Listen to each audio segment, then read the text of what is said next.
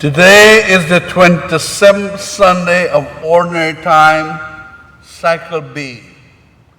The Catholic understanding of a marriage is a union between a man and a woman for life, one that requires fidelity, and both parties must be open to accept children. It is the ideal environment to raise children as compared to a state institution. Since none of us will live forever, the handing down of our faith to our children is vital to the continuation of the church community. Without children, it will require lots of converts to carry on our faith and tradition. For example, if every couple had only 2 children and only one child followed the Catholic faith within 1 generation after the death of the parents, the congregation of the church will be half the previous number without newcomers. Marriage is an important institution. Families are the building blocks of our society and our nation. The primary place of formation of a person's character is the home, Christian home. If we can encourage couples to raise children in a committed and stable relationship like marriage, we can reduce the level of delinquency among teens. 90% of men in prison have no relationship with their father or a father figure. Marriage as an institution predates the church and appears to be nature's way of how to raise human offspring. More effort is needed to make sure that children are raised within marriages and that existing marriages are preserved. Single mothers of young children make up more than a third, heading towards half of the poor in America. Physical attraction is an essential part of marriage. However, couples must also share common values, which usually comes from one's religious formation. Without the shared values such as compassion, understanding, prudence, patience, honesty, forgiveness, etc., relationships cannot mature and marriages will fail.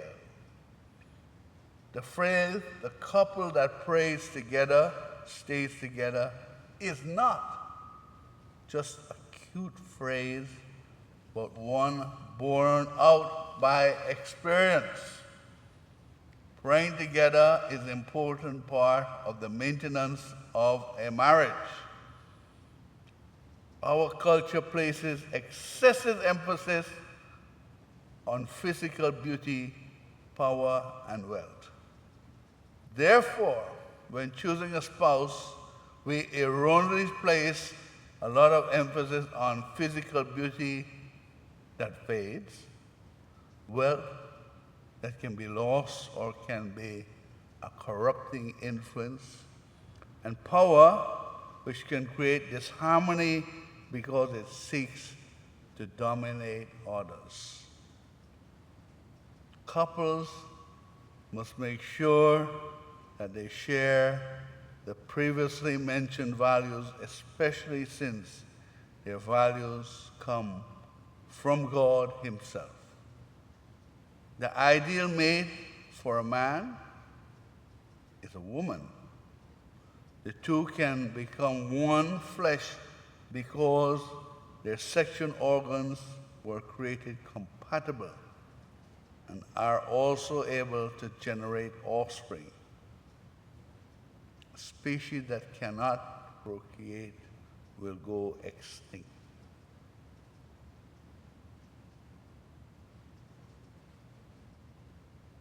Therefore, what God has joined together, using the laws of nature which He created, no human being must separate. What God has joined. Same-sex unions are physically unnatural and inherently infertile and cannot be a real marriage, which is a natural union created by God. The phrase "follow the science" seems to be used only when it supports a desired opinion. In the gospel, Jesus became very indignant when his disciples stopped the children from coming to him so that he could touch them. Jesus demonstrated his great love for the little children as he embraced them. October is Respect Life Month, and we are reminded that life in the womb is a person and not a thing. God gave us the power to be co-creators with him. I think it really pains Jesus when he witnesses the destruction of his little ones.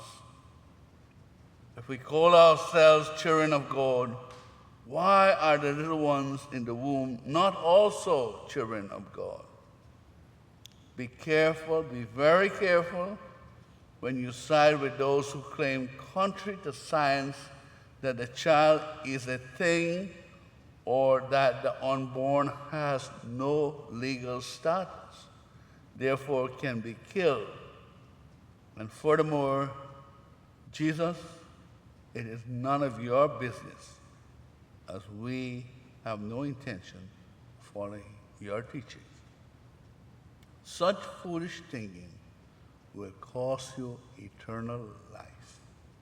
Slavery was legally justified because the law said the slaves were the property of the owners and not citizens, and owners could do as they please with their property. Dred Scott, the case was Dred Scott versus Emerson, High Court.